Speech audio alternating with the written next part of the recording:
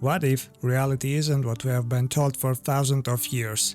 If you are curious, let's begin. The myth of Agartha has been told since ancient times across different cultures and eras. People spoke of hidden, advanced civilization beneath the Earth's surface. Legends of this mysterious world have survived throughout history, passed down from ancient civilizations to modern-day explorers and storytellers. For a long time, people have been interested in the hollow Earth theory. This idea says that deep inside our planet there might be a huge empty space, or that the Earth could be completely hollow. Even though science today doesn't agree with this, the story still lives on in books, legends, and wild ideas about what could be hiding underground. In the 1970s, a group of Soviet scientists started a drilling project called the Kola Super Deep Borehole. It was the deepest hole ever made by humans, reaching over 12,000 meters down into the Earth. Their goal was to reach the Earth's mantle and learn more about what's under our feet.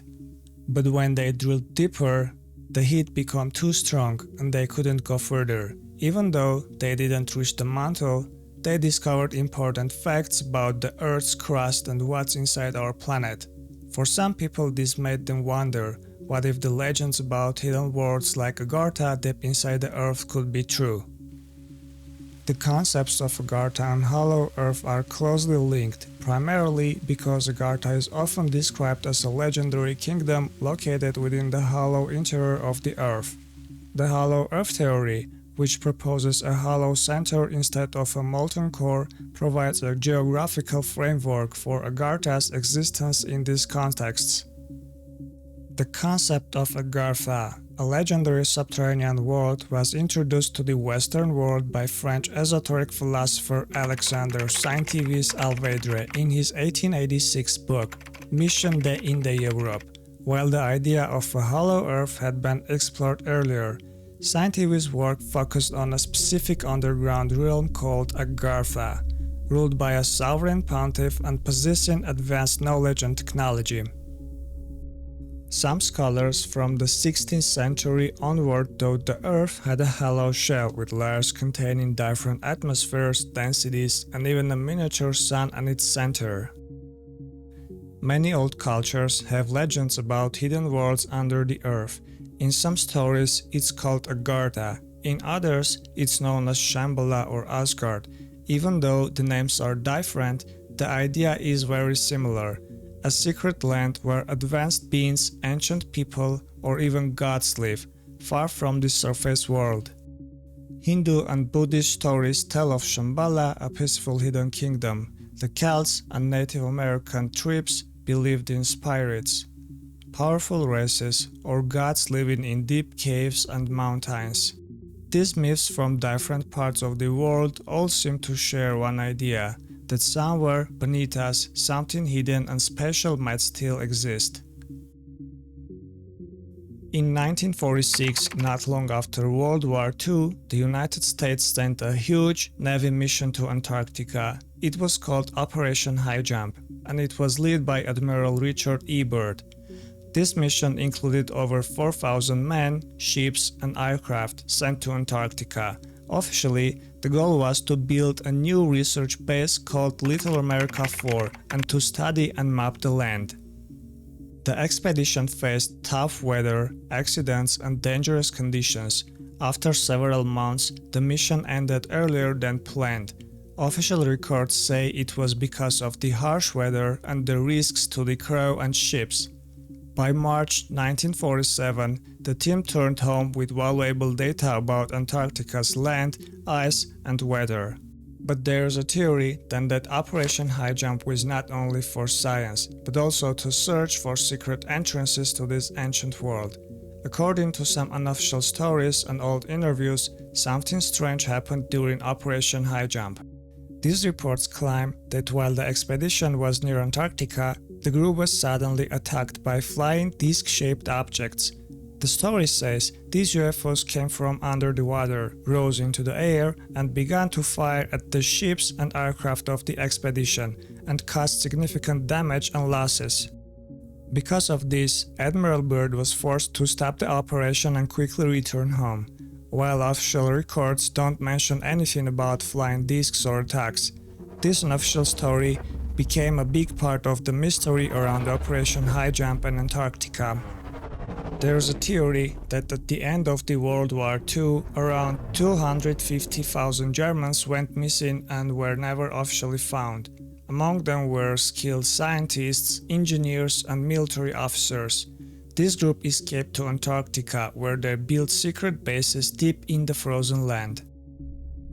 There they began working on powerful, advanced technology, including disc-shaped flying machines, possibly based on alien technology, which once attacked the Operation High Jump expedition.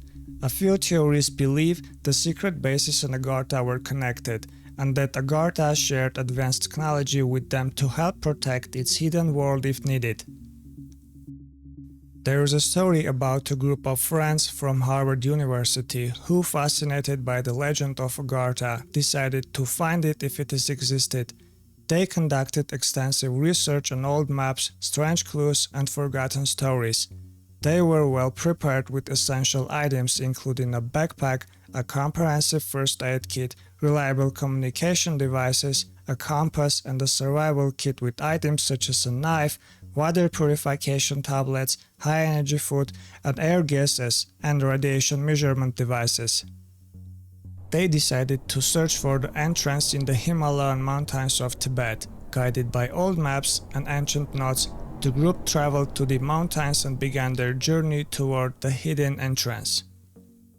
In the mountains, they followed old paths and narrow roads built long ago. Most of the way matched what their research showed, but at one point the map guided them toward what looked like nothing but solid ice wall.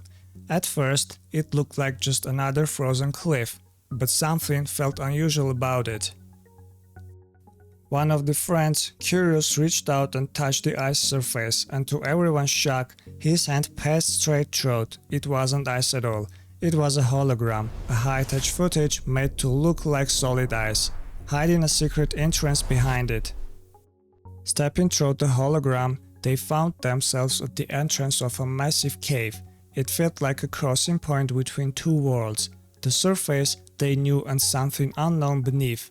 Inside, the walls were covered with the ancient hieroglyphs and carvings. They showed scenes of humans being captured by taller, stronger people, along with images of strange creatures, unknown plants, and cities unlike anything seen on the surface. The deeper they looked, the more it became clear. It was a record of hidden world untouched by time. As they reached the end of the cave, an unreal thing happened. A strange, unnatural voice echoed inside their heads, not through their ears, but directly in their minds. It spoke clearly. Only those who came to know us, and whose minds are pure, can enter the forbidden earth. The group stayed calm and waited. And as they had come to explore, not to harm, they had been sure everything would be good. And then a bright white light appeared ahead of them. It opened like a doorway, shining so strongly they could barely see. Before they could react, the light pulled them in, and in a blink they were gone, carried through the portal into the underworld of Agartha. In just a second, they found themselves standing in a place unlike anything they had even known. A soft, warm light filled the air, not like sunlight, but something gentler. Around them stretched a vast garden with trees and plants. Some of them looked like trees from the surface world, but others had fantastic, unreal differences. In the grass grew flowers of incredible beauty, and the trees with half-glowing veins reached up to a sky that seemed endless. The sky was bluish and beautiful, and above them even the sun shone gently in the distance. They couldn't even understand how it is possible to have a sky and sun inside a planet. As they stood there, trying to understand where they were, a strange flying object appeared in the sky. It looked like a smooth mirror-like capsule, silently gliding through the air. The object had no wings or engines, and its surface gently reflected the colors of the garden around it. It hovered above them and slowly circled, releasing soft beams of blue and white light that scanned their bodies from head to toe. The lights felt warm, not harmful, After a moment, the capsule stopped and a large gate nearby slowly opened. From the gate, two human-like beings stepped out. They were taller than the humans, with calm, kind, beautiful faces and eyes that seemed to glow slightly. Their skin was white, and their hair was long and soft white. They wore smooth, bright blue and white tunics. The Agarthans gave a gentle nod, inviting the humans to follow them. Without speaking, they guided the group toward the capsule, which slowly lowered to the ground. Inside, the walls were smooth and white, with no visible buttons or controls. Along the sides were soft, ergonomic armchairs, shaped to fit the body perfectly. Large, clear windows lined the sides of the capsule, giving the humans a wide view of the world outside. As the capsule silently lifted into the air, they looked down and saw endless fields of beautiful plants, shimmering rivers, tall trees, and distant towers made of a bright, glass-like stone. Strange, gentle creatures moved gracefully through the forest below. Simple but carefully designed lines ran along the structure, and the towers stretched high into the sky. Nearby buildings had round and sharp shapes, with clean surfaces and open areas between them. Clear rivers ran alongside stone pathways, and a few flying capsules passed overhead. Some are round, others are long and narrow, like the cigar-shaped crafts people on the surface had even seen. Everything was calm, organized, and surprisingly quiet. Plasma shields covered trees. The shields looked like soft waves in the air, protecting the trees without trapping them. When they landed and stepped out, it turned out that the Prince of Agartha himself was waiting for them. He was tall, like the other Agarthans, with calm, sharp eyes and a quiet, steady presence. He wore a simple tunic in soft green and white colors. At his side stood a few guardians in fitted, light uniforms, watching closely but without aggression. The prince said that they were aware of humans entering Agartha step by step and awaited them. Next explained that this city was called Valora, and it was the heart of a vast, underground world. The Agarthans could speak like surface humans, with the same language abilities, but they also had a natural telepathic skill, allowing them to communicate mind to mind when needed. The prince said that their traditions were built around balance with nature, peaceful living, and protecting their hidden world. The quality of life in Agartha was far beyond the surface world. People lived long, healthy lives. Many reached 300 years or more, thanks to clean energy, natural medicine, and advanced technology. They used flying capsules for transport, and some larger crafts, shaped like discs or long cigars, were built for moving between distant cities and guarding entrances from the outside world. Their technology blended natural materials with clean, advanced systems, creating machines that felt alive but were simple to control. The prince led the group inside the castle. At the center, there was a large open space filled with soft natural light. Small flying drones moved quietly through the air, helping with different tasks. The place felt alive, balanced between nature and technology. Agarthans walked by wearing simple tunics, their faces calm and welcoming. They moved peacefully, some smiling and greeting the visitors quietly. The prince then showed them a quiet room filled with strange technology. There were glowing spheres called bulb plasmids, like living TVs, that showed different places around Agartha. Another room had screens monitoring cities and countries in the surface world. Next, the prince showed a projection of the world map through the centuries, revealing secrets and changes hidden from normal history. The group was amazed and shocked by what they saw, technology and facts beyond anything they had imagined.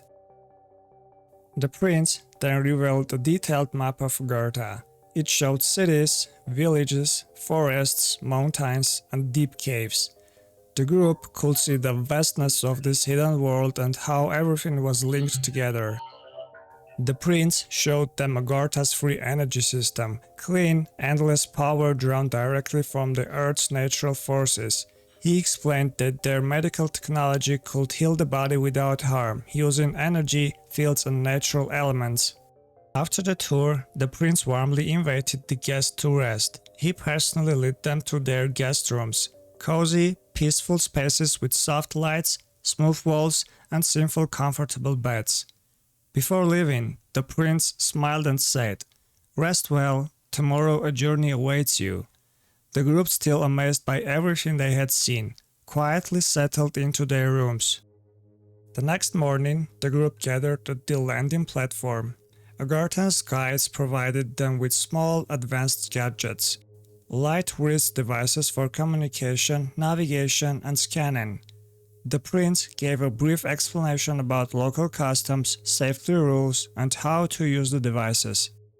They were told to stay close, respect nature, and remain calm if they saw things unfamiliar to them. With everything ready, the group prepared to begin their discovery tour of Agartha. A flying orb arrived to pick up the prince, the two guardians, and the human guests. They all boarded the craft, and it quietly lifted off, carrying them toward the beginning of a vast forest. Soon, the orb landed at the forest edge, where the next part of their journey would begin. Soft sunlight filtered through tall trees and colorful plants covered the ground. The air was fresh and calm. The prince turned to them and said, "Welcome to Lunavale." Without wasting time, they began their exploration into the vibrant heart of the forest. As they walked through Lunavale, the group observed strange and beautiful flora. The grass softly glowed beneath their feet. Some tall trees produced electric plasma between their branches, lighting the space like quiet lightning. Curious plants curled back playfully when touched, as if alive. Further ahead, massive trees stood inside clear plasma-like spheres. The humans asked about the plasma around the trees, and the prince explained that the trees were in their daily rehabilitation phase. That's why the orbs had appeared around them. A little deeper, they reached a luminescent waterfall, where the water glimmered in soft blue. As they walked near a large tree by the waterfall, the group suddenly noticed the creature resting on the trunk. It was a gigantic moth with smooth, maple leaf-shaped wings and bright, unusual markings. The prince called it a sulote, and he said he knows how humans called it, the maple moth, and it's big because inside of planet are the best conditions for organisms to grow. Despite its size, it had a calm, harmless look, and its wings moved gently like a quiet fan in the breeze. As they moved deeper, tall plants suddenly parted and a strange and funny creature appeared. It looked like a massive hippo, but with long, flexible fins running along its back. Its skin was smooth and pale, and it moved slowly, its fins shifting gently with each step. The prince said it was a harmless, a peaceful creature that preferred quiet places near water, the Finbura. As they walked, a transparent bulb-shaped creature slowly drifted down from the sky. It floated gently around them, moving like a soft light in the air. The prince called it a Lunora, an atmospheric being, harmless and sensitive to emotions. He explained that this creature lived in the skies of Agartha and would sometimes follow those they felt drawn to. If danger appeared, they could form a protective energy field around those they trusted. A little deeper into the forest, a large creature stepped out from the tall grass. It looked like a lion, but long, glowing strands like a tail hung down from the back of its head, ending with two softly shining circles. Several small green eyes glowing on its forehead, watching calmly. The humans frozen in fear, but the prince quickly said, "Do not worry, they are harmless to us. We call them a Lumirath. They feed only on certain plants in this area." The creature moved on peacefully, paying no attention to them. As the group continued walking, the bright forest of Lunavale slowly began to change. The colors faded, and the light grew dimmer. The trees became taller, with dark, twisted trunks, and thick branches that blocked the sky. Strange sounds echoed in the distance, and the air felt colder, heavier. They had reached the edge of Dry Morak, the shadowed side of the forest. The prince paused and said quietly, "This is a different place, beautiful in its way, but older and more watchful. Not all beings here are peaceful. Stay close and do not touch anything unless I say it's safe." As they stood at the edge of Dry Morak, the prince turned to the group and began to speak. "Long ago, Luna Vale and Dry Morak were part of the one great living forest," he said. "But over time, the energy of the land shifted. One side grew light, open, and full of harmony. The other turned inward, deeper, more silent and strong. Here, both light and shadow live in balance, but only those who understand both can walk safely between them." From the thick branches above, something moved. A strange, grey figure slowly climbed down the twisted tree trunk. It had thin legs and a body shaped like a giant insect. Its head was long and sharp, with something like a narrow snout or nose that twitched slightly in the air. The group froze, unsure if it was watching them, or sensing them in some other way. The prince stood calmly and whispered, "It isn't dangerous to us, just no need to do something aggressively, just let's walk calmly forward." Near a cluster of tall orange and blue glowing mushroom-like plants, a strange creature appeared.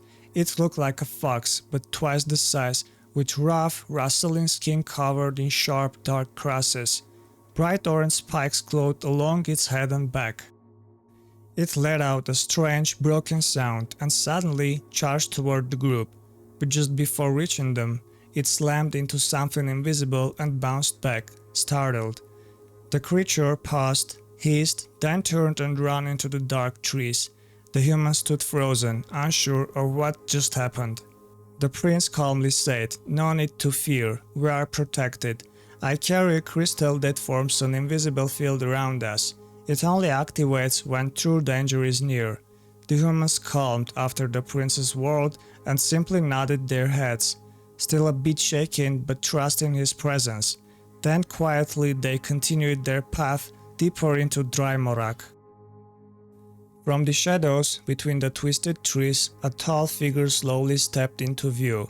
It had a dark, smooth skin and a shape that hinted at something feminine, strong but with soft curves beneath the wildness. 4 thin butterfly-like wings extended from its back, glowing faintly, with orange-green veins that pulsed like slow heartbeats. It felt wild, like nature itself, untamed and watching.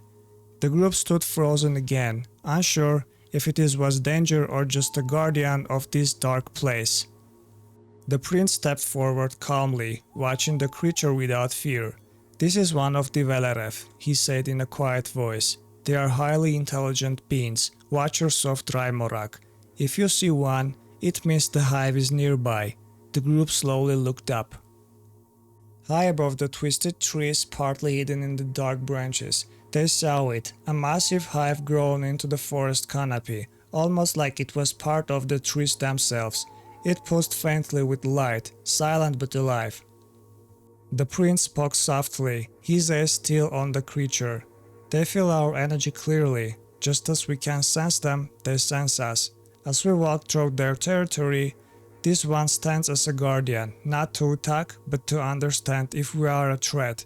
Then the prince slowly stepped closer and locked eyes with the Veleref.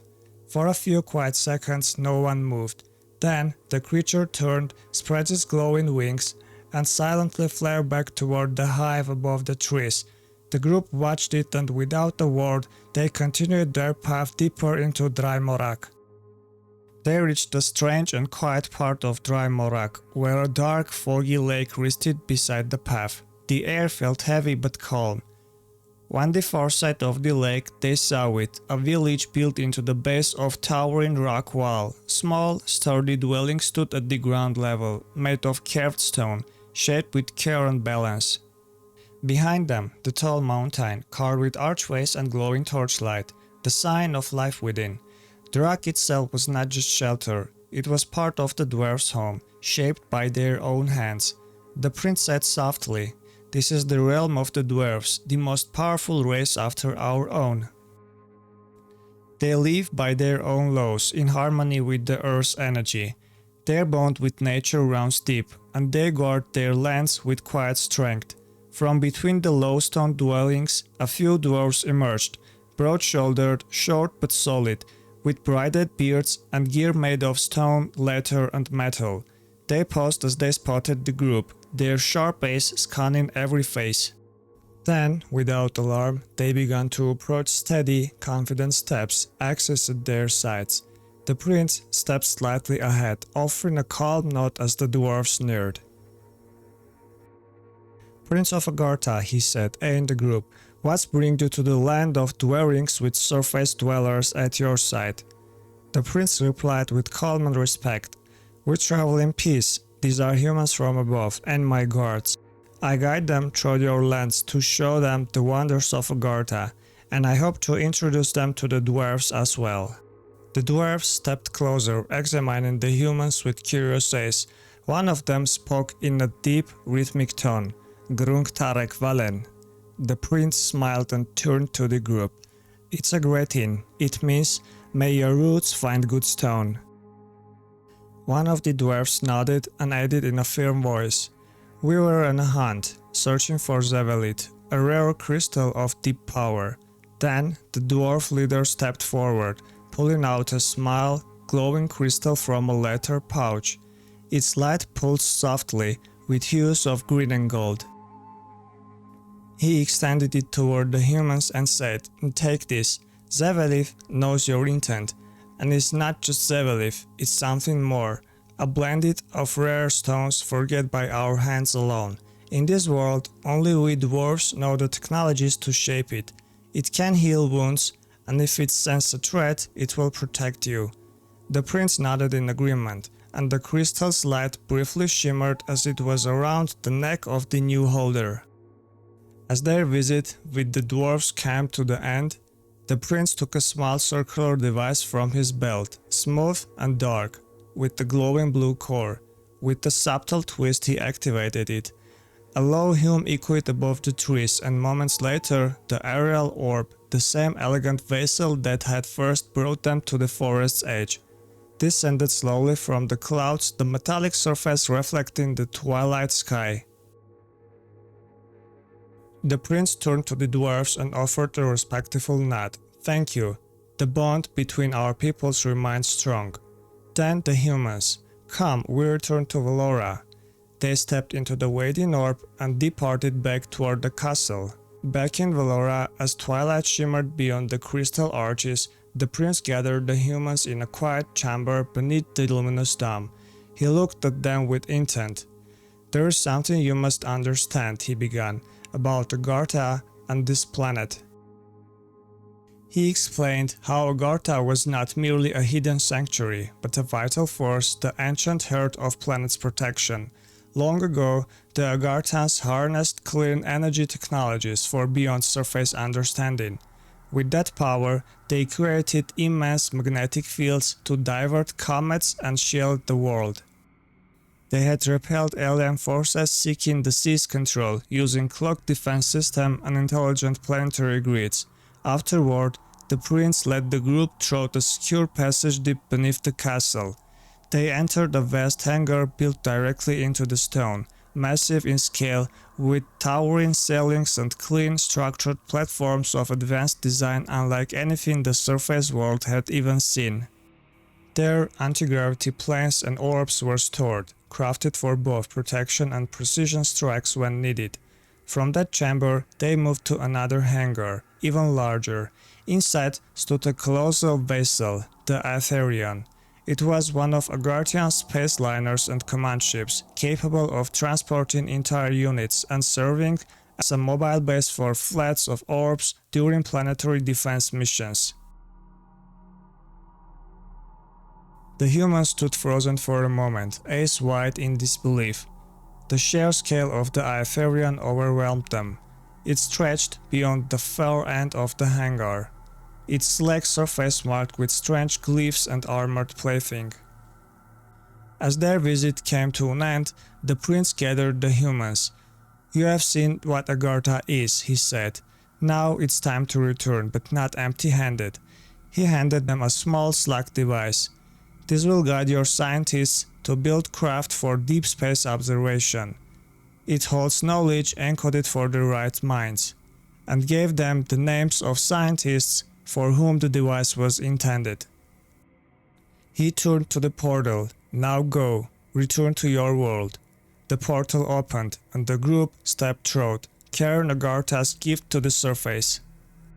The group of friends was teleported immediately back to a quiet city park. At first, they kept their incredible journey to themselves, knowing it was too much for most to believe.